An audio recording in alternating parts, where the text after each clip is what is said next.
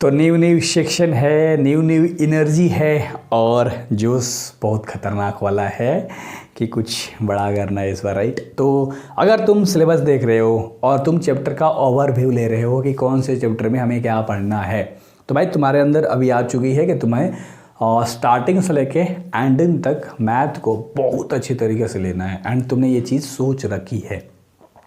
भाई अगर तुमने चीज़ सोच लिया ना तो इसे सोच को ख़त्म मत होने देना, है ना।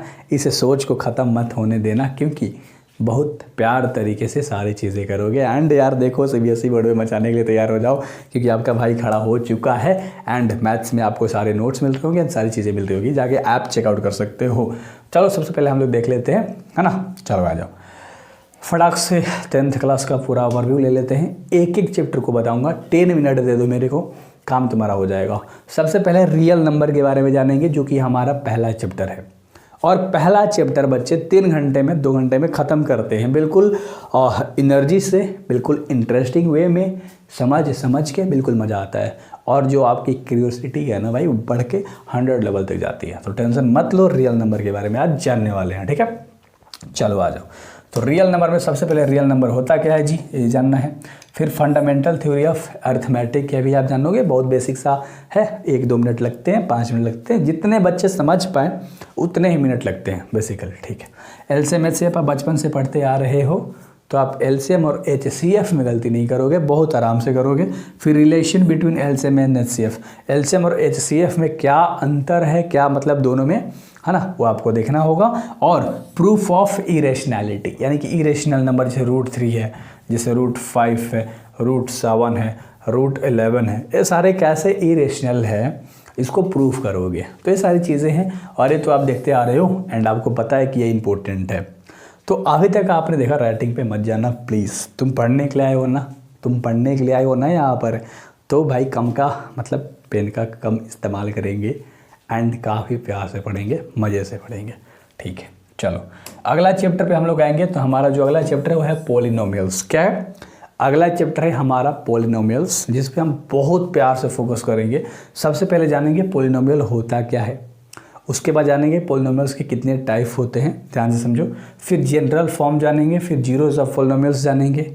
पॉलिनोमियल्स का जीरो जान लो यार, ठीक है, शून्य जानोगे, मतलब relationship between zeros and coefficient. अब कोफिशिएंट और जीरो में तुम अंतर जानोगे, दोनों निकालना सीखोगे, कैसे निकलता है, sum of zeros, product of zeros, इस तरह से। तो टेंशन मतलब बहुत आसान दोनों चैप्टर थे अब तक एंड दोनों चैप्टर तुम 3 से 5 घंटे में निपटा रहे होगे, है ना। सही बता रहा हूँ, तुम 3 से 5 घंटे में इस चैप्टर को निपटा रहे होगे, है ना। आगे आते हैं कि pair of linear equation in 2 variable. तीसरा चैप्टर है आपका, हिंदी में होता है 2 रैखिक चरण, ठीक है। वो छोड़ो, हिंदी छोड़ते हैं यार, तुम कंफ्यूज हो जाओगे। सबसे पहले पेयर ऑफ, है ना, LETV स्टैंडर्ड फॉर्म मतलब छोटी छोटी चीज़ें हैं जो आप देखोगे, ठीक है। और ग्राफिकली मेथड देखोगे, कंसिस्टेंट एंड इनकंसिस्टेंट के बारे में जानोगे। फिर अलजेब्रिक कंडीशन एंड सॉल्यूशन के बारे में भी जानोगे।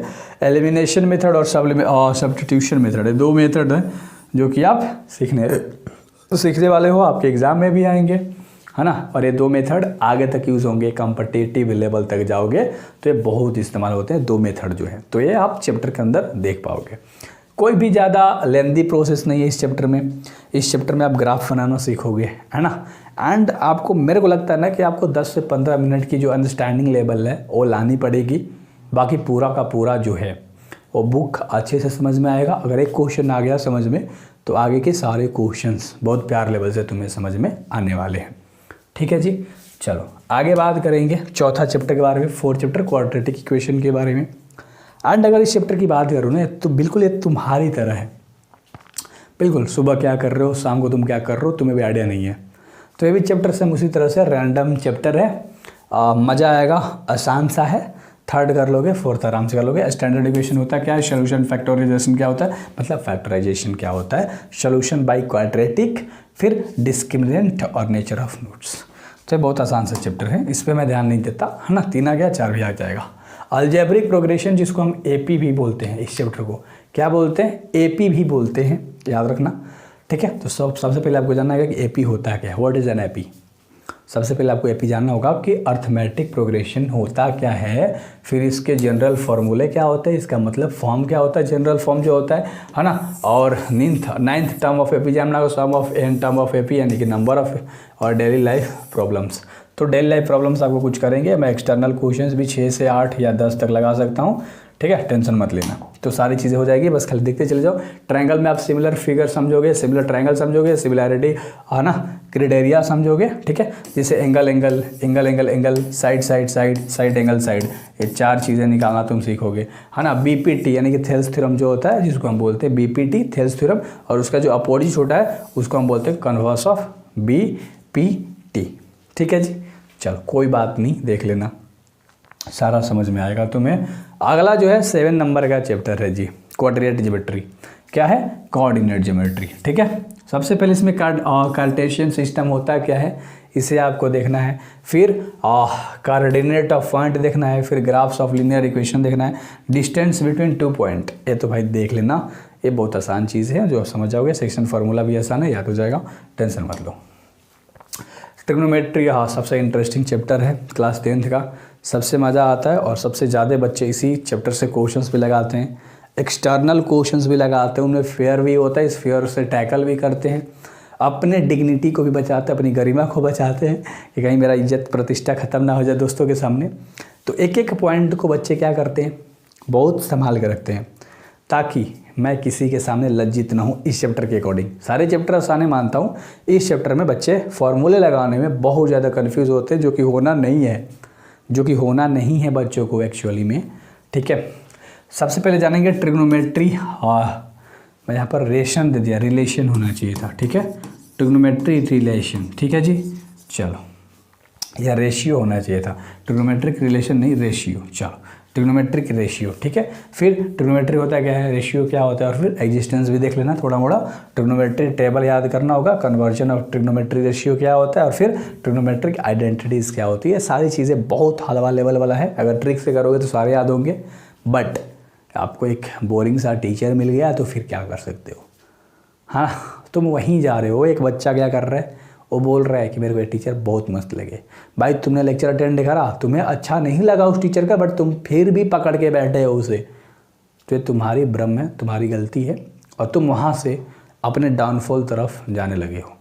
क्योंकि किसी दूसरे की पसंद से अपने पसंद को डिसाइड करना सबसे बड़ी बेवकूफ़ी होती है, जो कि तुम्हें नहीं करनी है। जो तुम्हें आ रहा है, ठीक है, जो तुम्हारे मन को भा रहा है, और जो तुम्हारा दिमाग जिस टीचर को हैंडल कर पा रहा है, अंडरस्टैंड कर पा रहा है, उसके मेथड को कर पा रहा है, भाई वो तुम्हारे लाइफ के लिए सही है, तुम्हारे क्लास के लिए भी सही है, ठीक है।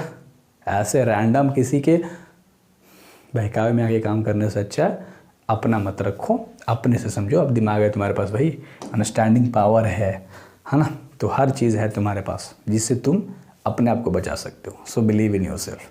चलो, एप्लीकेशन ऑफ ट्रिग्नोमेट्री हम लोग जानेंगे, ठीक है, जो कि नेक्स्ट चैप्टर है, जो कि एक ही एक्सरसाइज है इसमें, और टोटल 13 to 14 क्वेश्चंस है, जो कि आप लगा दोगे 2 घंटे में।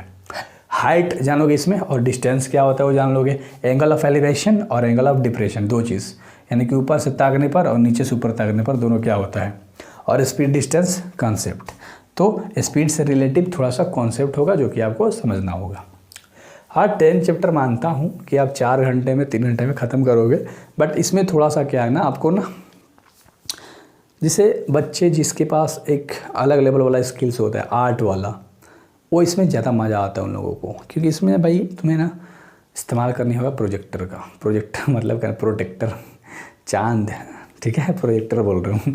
चलो, तो सारी चीज़ों का इस्तेमाल है। फिर उसमें डेढ़ सुइया बोलते हो ना, पेंसिल लगाने वाला तो उसका यूज़ करना होगा। फिर 30 डिग्री 45 डिग्री कैसे कट करके, तो सारी चीज़ें हैं जो कि मैं मजाक में बोल रहा हूँ, बी सीरियसली, है ना। क्योंकि टेंशन मत लो, सारा चीज़ होगा। हम लोग मजाक में बहुत सारी चीज़ें करते हैं ऐसे, क्योंकि अभी चैप्टर पढ़ नहीं रहे, हम तो बस ओवरव्यू ले रहे हैं ना चैप्टर का, तो थोड़ी मोड़ी मस्ती ज़रूरी है, वरना तुम डिसबैलेंस हो जाओगे। टेंजेंट जानना है, सेकंड और कोड क्या होता है। सबसे पहले 3 चीज़ बहुत इंपॉर्टेंट होती है सर्कल चैप्टर में, मेरी बात मान लो, भाई हूँ तुम्हारा, बता रहा हूँ, ये 3 चीज़ें अच्छे से समझ लेना। फिर थ्योरम्स 10.1 और 10.2, 2 वेज में थ्योरम बहुत इंपॉर्टेंट है, जो कि एग्ज़ाम में भाई 100% चांस होते हैं। और कॉन्ग्रुएंट ट्रायंगल होता क्या है तो तुम्हें पता है, तुम 7 में पढ़े थे, तुम 8 में पढ़े हो, ठीक है, तो तुम्हें पता है। आ जाओ 11 चैप्टर है कि area related to circle. Area related to circle तुम्हें देखना होगा भाई, अंडरस्टैंडिंग सेक्टर एंड सेगमेंट, ठीक है, अंडरस्टैंडिंग सेक्टर एंड सेगमेंट। तो ये आपको जानना होगा इस चैप्टर के अंदर में। एरिया ऑफ सेक्टर आपको जानना होगा, एरिया ऑफ सेगमेंट जानना होगा, length of arc, perimeter of section and segment. तो ये चीज़ ज़रूर देख लेना। आगे बात करते हैं जो कि हमारा अगला चैप्टर है 12 नंबर का, कि surface area and volume. Surface area and volume होता क्या है जी, इसमें क्यूब, क्यूबाइड, स्फीयर, हेमिस्फीयर, कोन और सिलेंडर, ये 6 चीज़ें बहुत इंपॉर्टेंट है, देख लेना। ये 6 चीज़ें बहुत इंपॉर्टेंट है इस चैप्टर में, इसे देख लेना है।